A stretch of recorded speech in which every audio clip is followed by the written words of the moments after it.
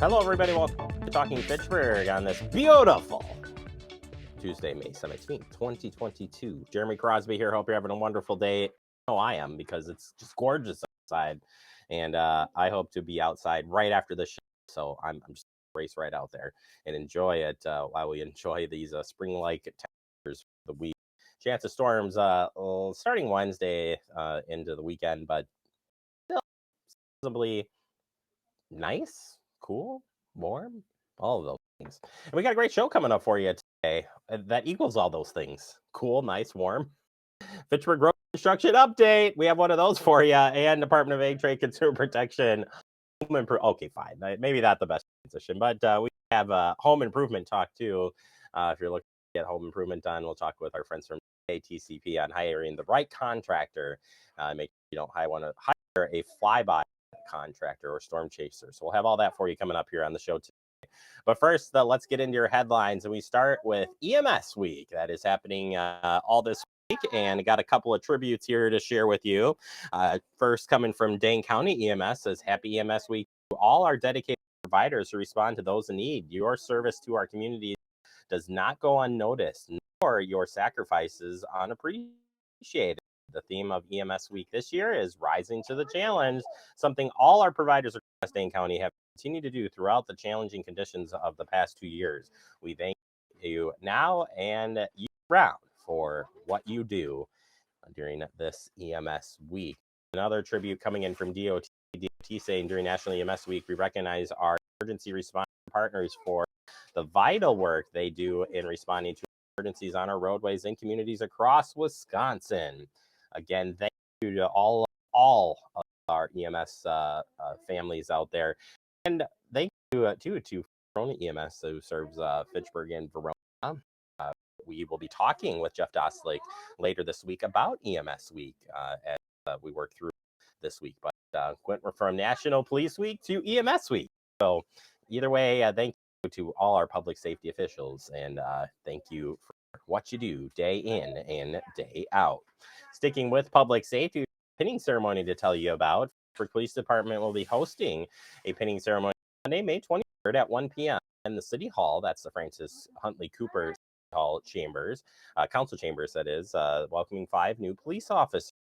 This ceremony the brief ceremony will provide an opportunity to welcome the new members along with their friends and family to the Fitchburg Police Department team and the city of Fitchburg. Thank you so much for showing them a warm welcome. We'll have for you live on Fact TV, 1 o'clock on Monday, May 23rd. Glad to welcome them to Team Fitchburg. And we want to protect now our wildlife. Yes, we have wildlife that make crossings in a couple different areas across the city, and you may have seen them, but springtime brings the addition of new wildlife families, and we have several around the city. Signs currently at Seminole, where ducks and turtles can be seen, and on Trail Parkway, where a family of cranes have taken residence. This is so cool just to see the wildlife around there. So please be considerate of these wildlife family crossings and assist them to do safely. So we just make sure that they're able to cross. Turtle cross, that's like a staple. And I don't know, maybe we should send Andrew on assignment, have him sit out there and wait for one of these turtles or ducks to cross. What do you think, Andrew? He's dead silent. dead silent, just so you know. All right, free COVID-19 booster shots will be available this Friday at the Fitchburg Senior Center. Free vaccines for the first dose, second dose, and the booster doses will be available at the Fitchburg Senior Center Friday, May 20th, 8:30 a.m. to 12:30 p.m. That's located at 5510 East Lake Road. Appointments are not needed. They'll have the Pfizer, Moderna, and Johnson vaccines available while supplies last. No ID or insurance required, and everyone 5 years and older is welcome. If you're 5 to 17 years old, you will need a parent or guardian to be present for this event. Finally, for all the esports fans, the Recreation Department has said the price has dropped for esports and will now cost $10 for the summer season. That's right, playing an ultimate number of leagues, compete against local players for prizes, and become a gaming legend. Legend, Reverb Andrew, Legend. View programs and register online at our website, fitchburgwi.gov. In the update, I said Fortnite. I don't know what I said that in the update, but Fortnite. What is Fortnite? What is Fortnite? I don't know if I've heard of it. Yeah, Andrew said third person game. Madden, Mario Kart, League, and Super Smash Brothers. Whew. Sounds like a lot of fun. Here we go. Mario. Did I say Mario? Mario.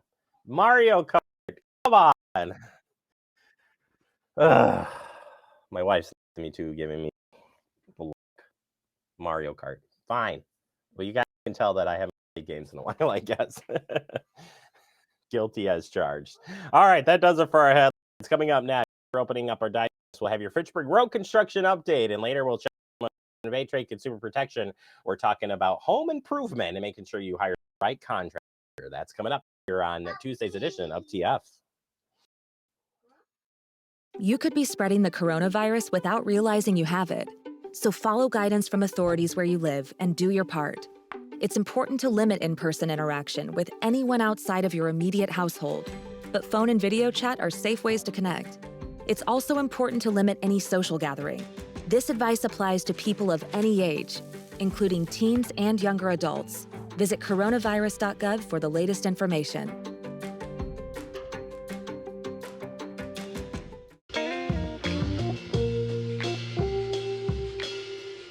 After you joined our family, it was like, I really do feel complete now.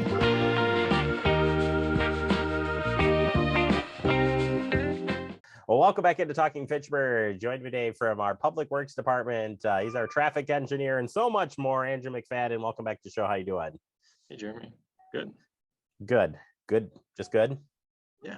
You know, you're such a quiet guy. Like, I'm always like, feel like I got to get you going. Like, what are your favorite No, I'm just kidding. We'll save that for another time. We are here to talk road construction, Andrew, and we're going to start with MM and McCoy. MM and McCoy work is ongoing right now. Tell us what's happening over there and what we need to know as that construction moves forward. Yeah. So yeah, that got started at the beginning of May. That's going to go through the end of August or into early September. So that's a traffic signal that's being constructed there, and then we're reconstructing the trail and moving it up to that signal. So previously it crossed at East Clayton, so that'll be crossing up at the McCoy new signal. So that's the actual project. The construction that's going on right now, they're kind of in the initial phases. There's a temporary bike path there, so there is quite a tight turn there, sharp kind of radius. So please use caution, slow down. We're trying to get some signage up there for additional warnings. Additionally, there are left turn prohibitions, both from McCoy and from MM.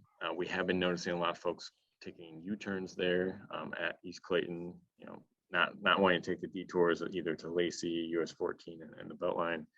I kind of understand, people are trying to get through quickly, but with the trail there, construction activity, I highly recommend not doing U-turns in that construction zone, and we're going to put some signage up there to that effect with some enforcement. So just want to make sure everybody's staying safe out there and keeping the construction activities moving ahead, because it's going to be a lot easier to make turns there with the traffic signal. So yeah. So we'll be switching over to stage 2 in about 2 weeks, and that'll be on the permanent path along McCoy. So that'll get rid of that sharp curve and make it a lot more comfortable for cyclists, but those left turn prohibitions will stay throughout the course of the project. Awesome. Yeah. And you're right. It's funny. We're trying to improve safety, but during construction, we also want to be safe as well. So please take it easy when you're in there, put those distractions down and stay safe. And we'll continue to get updates from you on that one for sure, Andrew.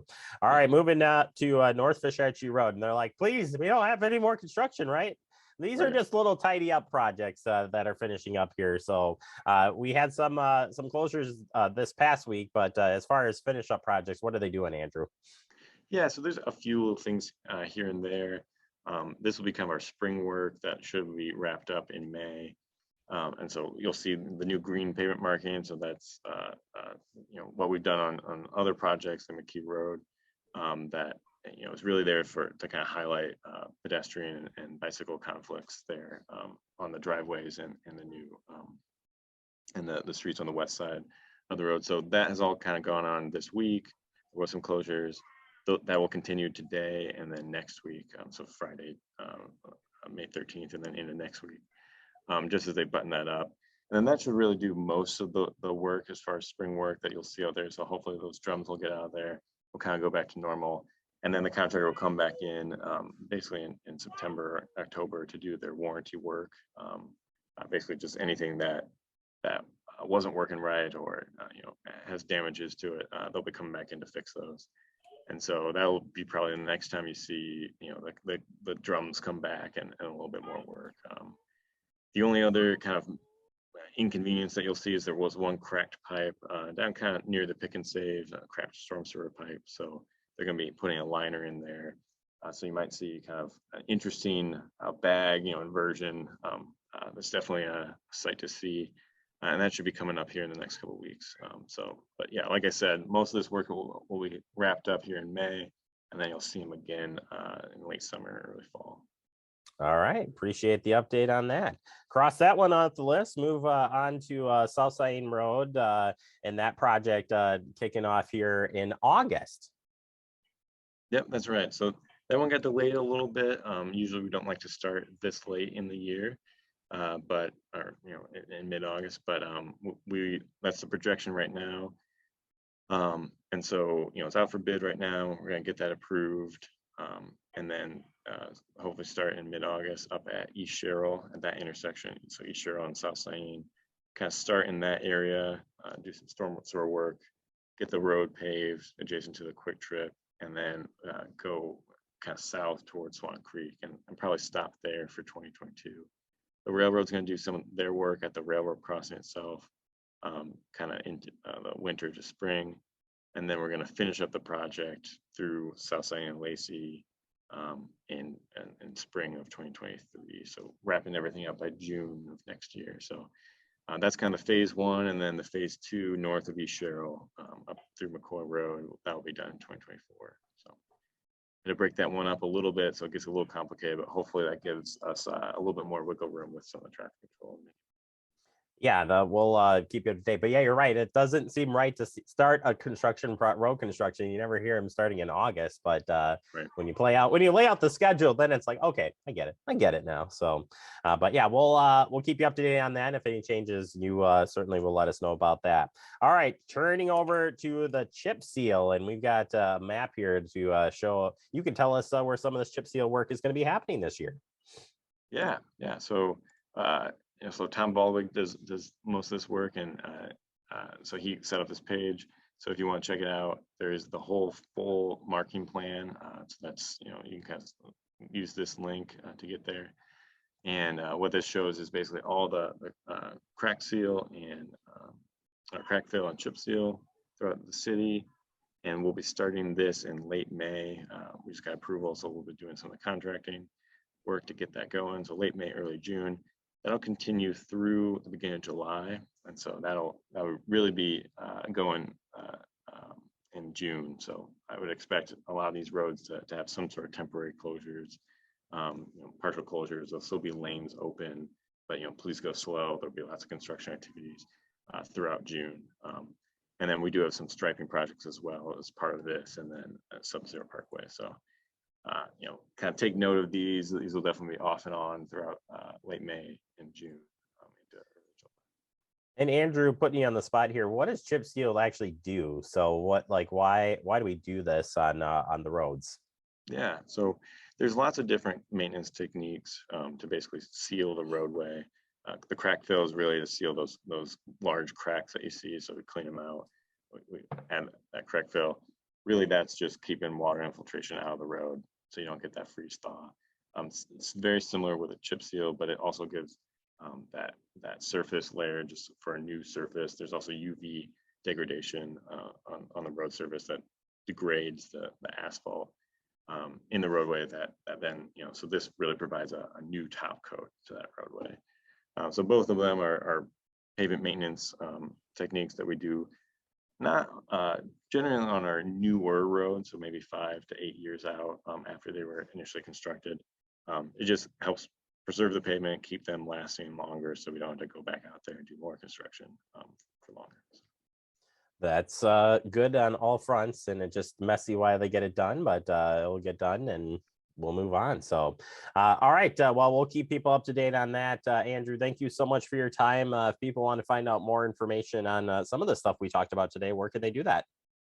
Yeah, so definitely check out the city website, specifically the department's Public Works Engineering Construction page. We have a lot of our information about our projects going on there, and you can definitely ask me questions, and I can direct them to anyone else in our Public Works team if it's not my projects. So my email, andrew.mcfadden@fitchburg.wi.gov. Yeah, I want to see Tom get on the show here. He's an interesting character. So if we might have to bug him, pull him on, like get a three-way conversation going here and see what he has to say. He'd be interesting. Yeah, he definitely knows a lot more about the chip seal than I. So I'll give you the high level overview. Well, that's good. We'll bring him on. We'll just do an exclusive with him with the chip seal for sure. Get him on TV. So, all right, Andrew, thank you so much for your time. I appreciate it. I know you're busy, so we appreciate your time, and we'll check back in with you real soon. Yeah, thanks, Jeremy. Have a good one. You bet. All right, as Andrew said, check out the website, fitchburg.wi.gov, Public Works Engineering page, and then you can see the projects that are going on there. And we'll continue to highlight those and provide any updates we get here on Talking Fitchburg. Take a quick break. More to come. You're watching TF. Severe weather can strike anytime, anywhere, but there's a simple way to stay safe. Hey, Jim Cantore here. I stay safe in dangerous weather by planning ahead. You can stay safe too with a few easy steps. Build an inexpensive kit with supplies for your family's needs. Write down important information like phone numbers and medications. Always talk with your family and remember any pets in your planning. Be ready, be safe. Start your plan today at ready.gov/plan. We're all just trying to keep things running for those who rely on us. Ready! That's why we don't have time to be sick with the flu. And especially this year, no one has time to get sick. Get a flu shot for yourself and those around you too. Welcome back into Talking Fitchburg. Joining today from the Department of Ag, Trade, Consumer Protection, our friend Michael is back. How you doing, sir? Doing great, Jeremy. How you doing? Again, ready to travel to wherever those cabins are located. And, today we're talking a little bit about home improvement and issues and prevention, but these look like they're ready to go. Well, we got one right here that's got a little bit of work that needs to be done. So today I want to talk about how we can get that fixed up the right way. There we go. He's getting the point. So home improvement, everybody's been looking to do it. And certainly a lot of new building is happening. It's a crazy world right now. But there's definitely some things that you need to be aware about. And if you are even considering building, remodeling, anything, you better listen up to Michael today because he's got the tips for you. So let's talk about overall, what are some of the issues that you're seeing in home improvement? Where are we getting reports from consumers on what's going on out there for issues? So one of the biggest issues we're seeing is contractors that aren't finishing the work on time or occasionally just not doing the work at all. And a lot of our outreach previously, and just a couple months ago, we published a reminder as we're coming into bad weather season, well, things to be aware of, but most of the time that's after the fact. And by then it's too late. A lot of times when we talk about consumer protection, it's kind of after when you've become victimized or something's gone wrong. But we really want to emphasize how you can protect yourself up front. And that's the goal today. Yeah, super important. And these are really great tips. They're not difficult, but you really want to put them to practice right now because, again, there's a lot of moving parts when it comes to any type of home improvement building, even after a disaster. A lot to do here. So tips on hiring good contractors. We'll start with getting it in writing with the estimate. Why? So the key to the estimate and the contract is to make sure you understand exactly what you're getting, what's being asked for, and when it's going to be done. And these tips today are more just generalized. Hey, you decide you want to get something done, you've been saving up, you want to finally make that investment. And so these are things you want to be aware of. The contract is important. And so I guess I should say the estimate before you even get to the contract. And you want to understand what it is that you're going to be asking for. And we always encourage everyone to get more than one written estimate. And that's important because you can identify, is this really within the market value that you want? Are you making sure that you're getting the exact same work of what you're being asked for? And then also it can help you compare and contrast, because you always want to get the best deal.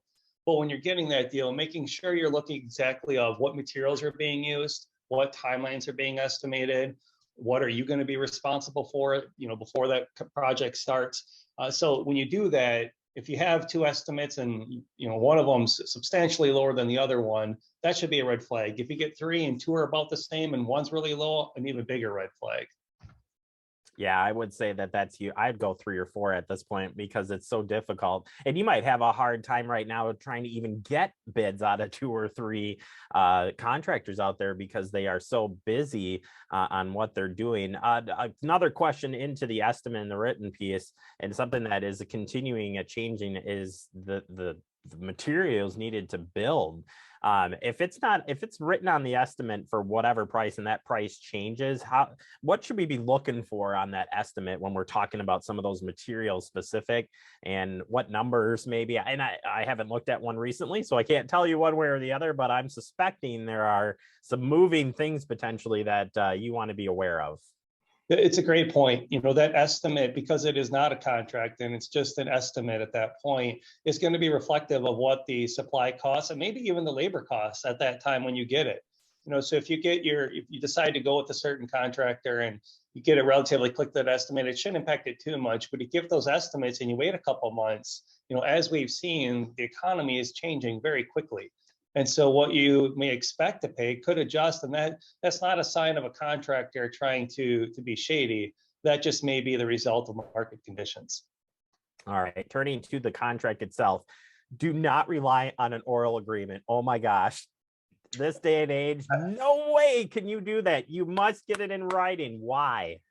The key that you want it in writing is so that if something goes sideways, you have exactly what was documented and what you agreed to, so that we can help you.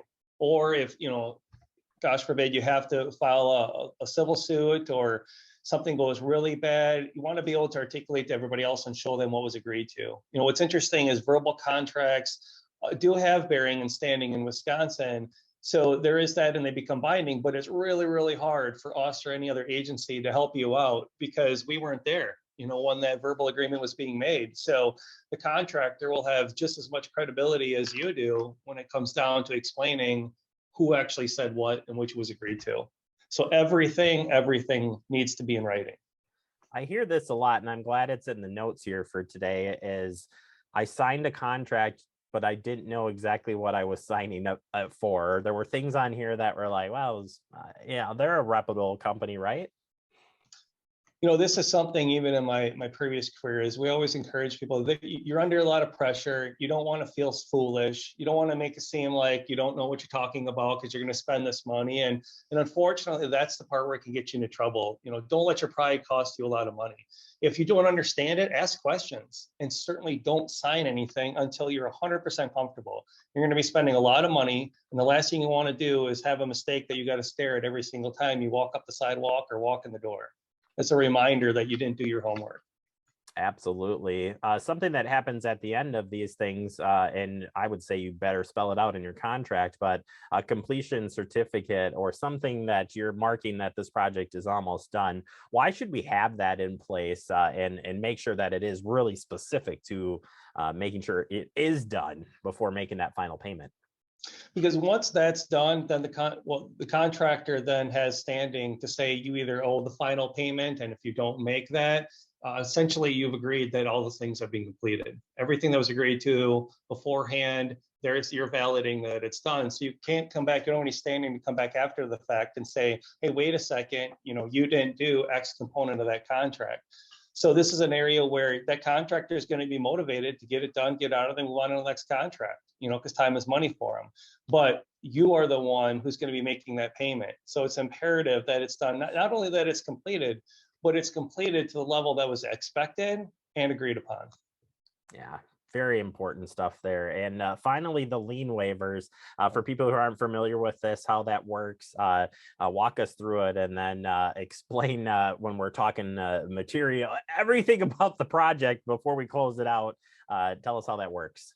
So this is one of the greatest protections in Wisconsin law right now. That's, I think, so few people understand what it means. And so a lien waiver is a provision in a contract in Wisconsin law that allows a consumer to be absolved of the responsibility and liability should that contractor fail to pay for any of the supplies that are for that particular project. And so the key here is that whenever you make the payment, the consumer has the right to ask for a lien waiver, and the contractor needs to give it. And what gets missed here is, the contractor is required to provide notice of the right to that lien waiver. Sometimes they do it, sometimes they don't, whether it be through intentional or just sheer negligence. But the consumer needs to make sure they ask for it. And why this is so important is if you don't get that lien waiver and that contractor fails to pay, let's say, the lumber yard for, the framing for your house, that lumber yard can place a lien on your new home. And not only have you paid the contractor for those materials and that work, now you're going to turn around and have to pay the lumber yard also for the exact same materials, and you're paying twice. And this lien waiver provides a legal outlet for all of that. And that's why it's so important. Yeah, you don't want to be caught without it, and make sure you identify that in there as you're working through this. And we are scratching the surface, Michael, and I appreciate the breakdown. There's a lot more information on this on contracts because I've talked with you guys about it. People want to learn more about anything in the home improvement world, whether finding good contractors, watching for the flyby storm chasers, you name it, you've got the information. Where can they find that? Thank you for the opportunity to pitch this, because our resources are not just the generic, hey, it's out there. We really take pride in making things that are useful to consumers. So when you are looking for that, we encourage everyone to go to our website at datcp.wi.gov. And under our fact sheet area, you'll see home improvement, and there'll be a whole list of things we talked about today and more to help you make sure you're not victimized. And I can tell you, I am a dumb person, and getting your materials are easy to read, easy to understand. And I'm not saying that just for any it's great information, and you guys have great resources on, even if you got more questions, to pick up the phone, call you, email you, the hotline. It's great. So like I said, if people have questions, Michael, they can reach you and get the answers they need. They can. And if you decide you don't want to go online and you just have a couple questions, we encourage everyone. We have a team of great experts to answer those, and they give us a call at 800-422-7128. All right, Michael, thank you so very much. I hope you get to escape to your paradise up there, wherever that is, and have a great summer. And we'll look forward to having you back on the show real soon. Thanks, Jeremy. Always a pleasure. All right, DATCP, that's where it's at. Great information. Check it out. And please do your homework when you're doing any type of home improvement. We'll take a quick break. More to come. You're watching Talking Fitchburg. Oh, please do your homework. Como padre, todos los días son un desafío. Y hay que estar ahí presentes. No importa lo cansado que uno esté, hay que estar ahí presentes para ellos. Cuando los niños aprenden algo nuevo, es ese momento mágico y especial. Y creo que presenciar ese momento es mi favorito. Brandon met a girl on a dating app. He finally found the courage to ask her out. No answer. He started to panic. Was he being... Hey, sorry I didn't respond. I was driving. She must be a keeper. Welcome back to Talking Fitchburg. Wrapping up the show for the day. I want to thank our friends from Department of Ed Consumer Protection, Michael helping us out there, and Andrew McKinnon from Public Works Department on our road construction update. As we wrap up, remember you can stay connected with Fact TV. It's fast, fun, free, and so easy. Follow us on cable TV, social media, streaming channels, and website fitchburgwi.gov. If you haven't noticed, the kiddos are home today, feeling a little sick. They'll be here the rest of the week, so you can enjoy that too.